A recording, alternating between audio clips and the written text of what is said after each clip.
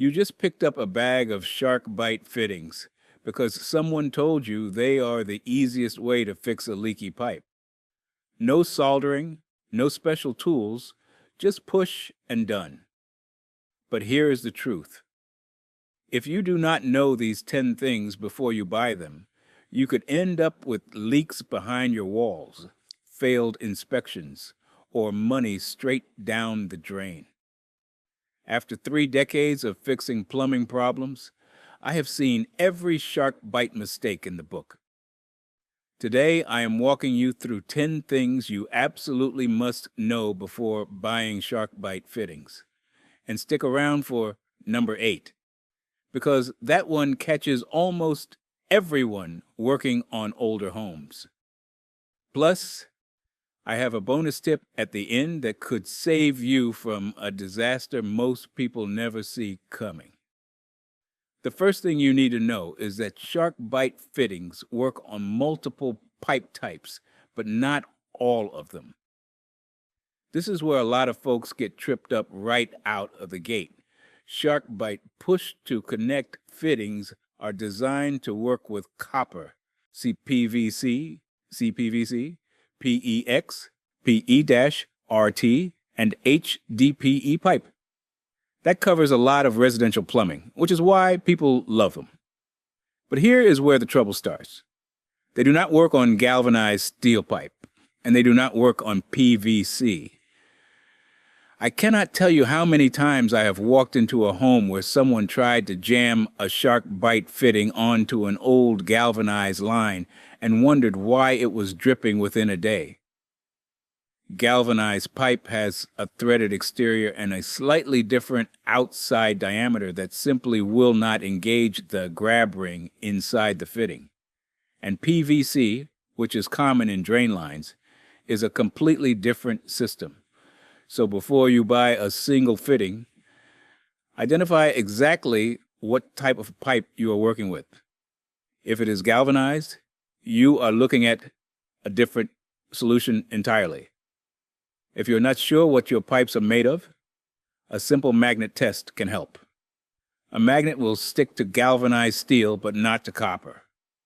The second thing every buyer must understand is that you absolutely must deburr and mark your pipe before connecting. I know the whole appeal of SharkBite is that it feels like a shortcut. Push it on and walk away. But skipping the prep work is the number one reason these fittings leak. When you cut a pipe, whether you use a tubing cutter or a hacksaw, the cut end is left with tiny burrs and rough edges. Those burrs can slice right through the rubber O-ring inside the fitting. And once that O-ring is compromised, you have a slow drip that might not show up for days or even weeks. After you deburr the pipe with a simple deburring tool or even a piece of sandpaper, you also need to mark the insertion depth on the pipe. SharkBite includes a depth gauge with their fittings, or you can find the measurement on their website. For a 3/4 inch pipe, for example, the insertion depth is typically about 1 inch. Use a permanent marker to draw a line at that depth. When you push the fitting on, that line should just barely disappear inside the fitting.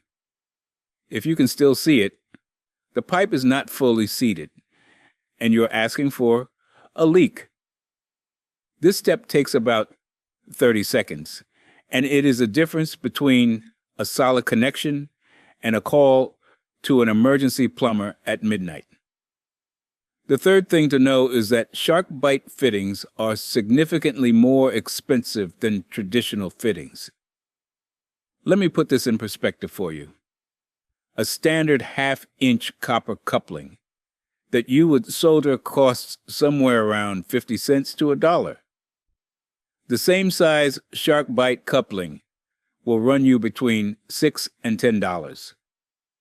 That is roughly 8 to 10 times the price for a single fitting. Now, if you're making one quick repair under a sink, that price difference does not matter much. You are paying for convenience, and that is fair.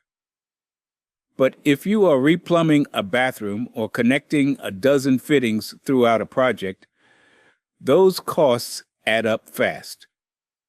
I have seen homeowners spend $300 to $500 on SharkBite fittings for a job that would have cost $40 in copper fittings and solder.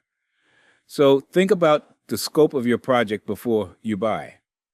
For a single emergency repair or a spot where access is tight and soldering is risky, SharkBite is worth every penny. For a large-scale project, you might want to learn to solder or use PEX crimp rings and save yourself a small fortune. By the way, if you are finding this advice helpful, you should know it is just a small sample of what I have put into my new guide, The Ultimate Plumbing Playbook. It is packed with step-by-step instructions for hundreds of repairs that can save you thousands. To grab your copy, you can scan the QR code on the screen right now, or just use the first link in the description below. All right, let us continue. The fourth thing that surprises a lot of homeowners is that not all local codes allow SharkBite fittings behind walls. This one is really important, especially if you are planning any work that requires a permit or inspection. SharkBite fittings are listed with both the Uniform Plumbing Code and the International Plumbing Code, which means they are recognized as legitimate plumbing components at the national level. However, your local jurisdiction has the final say. Some counties and municipalities restrict push-to-connect fittings to accessible locations only. That means you can use them under a sink or in a utility closet where you can reach them, but not buried inside a finished wall or ceiling cavity. The reasoning is simple. If a push-fit connection were to fail behind drywall, the water damage could be extensive before anyone notices. So before you start a project that involves closing up walls, call your local building department or check with your inspector. A 5-minute phone call can save you from tearing out brand new drywall to replace fittings that were not code compliant in your area. The fifth thing you must know is that SharkBite fittings come with a 25-year warranty, not a lifetime warranty. A lot of people assume these fittings will last forever because they feel so solid when you push them on. And while 25 years is a respectable warranty, it is worth comparing that to soldered copper joints, which routinely last 50 years or more. And in many homes I have worked on, they have lasted well over 75 years without a single issue. That 25-year clock starts ticking the moment you install the fitting. So if you are putting SharkBite fittings in a home you plan to live in for the next 30 years, there's a real possibility you will need to revisit those connections down the road. This does not mean they are bad products. It just means you should set realistic expectations and factor longevity into your decision, especially for permanent installations in hard-to-reach places. The sixth thing to keep in mind is that water temperature and pressure limits matter more than most people realize. SharkBite fittings are rated for up to 200 degrees Fahrenheit and 200 psi, pounds per square inch. For most residential systems, that is more than adequate. Your typical home water heater is set around 120 degrees, and normal household water pressure runs between 40 and 80 psi. But there are situations where these limits come into play. If your water heater thermostat malfunctions and temperatures spike, or if you live in an area with unusually high municipal water pressure, you are pushing closer to those boundaries. I always recommend installing a pressure gauge on your system to know exactly where you stand. You can pick one up for less than $10 at any hardware store. It threads right onto a hose bib. If your pressure is above 80 psi, you really should have a pressure-reducing valve installed regardless of what type of fittings you are using. The seventh thing buyers overlook is that the disconnect clip is absolutely not optional. SharkBite fittings are designed to be removable and even reusable, which is one of their best features. But you cannot just grab the fitting and yank it off. That is a guaranteed way to damage both the fitting and your pipe. You need the specific SharkBite disconnect clip, which is a small horseshoe-shaped plastic piece, or a disconnect tong for larger sizes. You slide the clip over the pipe and push it against the release collar of the fitting while pulling the pipe out. It takes about 3 seconds when you have the right tool. Without it, you are fighting against a stainless steel grab ring that is specifically engineered to grip tighter the harder you pull. I have seen people destroy perfectly good fittings with pliers and channel locks trying to force them off. A pack of disconnect clips costs just a few dollars, so grab some when you buy your fittings. Always have them on hand. The eighth thing on our list is that your pipe must be clean and completely free of corrosion. This is the one I mentioned at the beginning, and it is especially critical for anyone working on older homes with copper plumbing. Over the decades, copper pipes develop a green patina, which is a layer of oxidation on the surface. Inside the walls, you can also get pitting and rough spots from years of water flow. The SharkBite fitting relies on a rubber O-ring to create a watertight seal against the outer surface of your pipe. If that surface is rough, pitted, corroded, or covered in old flux residue from previous solder joints, the O-ring cannot make a clean seal. Before you push on any fitting, take a piece of emery cloth or fine sandpaper and clean about 2 inches of the pipe end until you see bright, shiny copper. You want it smooth to the touch. This is especially important when you are cutting into an existing line that has been in service for 20 or 30 years. That 1 minute of cleaning can mean the difference between a bone-dry joint and a slow weep that rots out your subfloor. The ninth thing you should know is that SharkBite fittings absolutely can be used for permanent repairs when installed correctly. There's a lot of debate about this online, and I want to set the record straight. SharkBite fittings are engineered and tested for permanent installation. The manufacturer stands behind them for permanent use, and they meet the relevant plumbing codes for permanent connections. The key phrase there is when installed correctly. That means the pipe is the right type.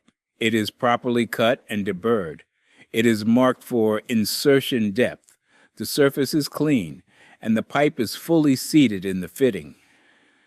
When all of those steps are followed, these fittings hold up remarkably well under normal residential conditions.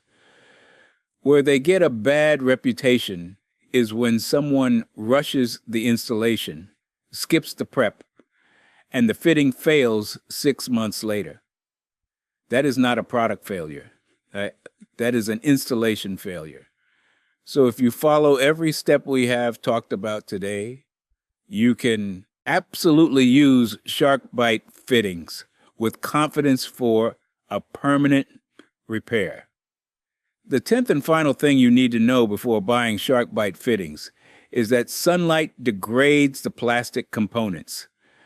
Many SharkBite fittings, particularly the push-to-connect couplings, elbows, and T's, have bodies made from a plastic called PPSU.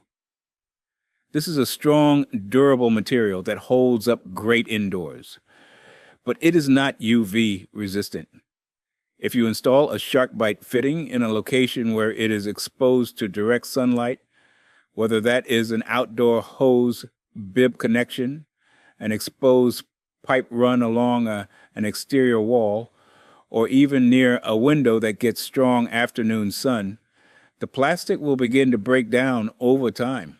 It becomes brittle, and eventually it can crack and fail. For outdoor applications or anywhere with significant UV exposure, you need to use SharkBite fittings that have brass bodies, or better yet, use a UV-resistant connection method entirely. Always check the packaging to see whether the fitting body is plastic or brass before you buy it for an exposed location. And now for the bonus tip that professional plumbers swear by. Before you install any SharkBite fitting on a repair, do a dry test fit first. Push the fitting onto the pipe without turning the water on. Check that your depth mark disappears. Confirm the fitting is straight and fully engaged. And then grab the pipe and try to wiggle and pull the fitting off with moderate force. If it holds firm and feels rock solid, you are good to go. If there is any wobble or if it slides at all, something is wrong. Either the pipe was not inserted deep enough, there's a burr you missed, or the pipe is out of round, which can happen with older copper that has been dented or crimped. This 10-second test gives you peace of mind before you turn the water back on and pressurize the system. It is a whole lot easier to fix a problem when the line is dry than when water is spraying all over your basement. Every professional does this check, and now you can too. Before you go, I want to make sure you know about my complete guide, the Ultimate Plumbing Playbook. It goes way deeper than we can in a single video, with 85 pages covering everything from clearing any clog to replacing your own water heater. If you want to stop wasting money on simple fixes, this book is for you. Just scan the QR code on the screen or click the link in the description to get your copy. Thanks for watching. And if you have not already, make sure you hit that subscribe button so you do not miss the next one.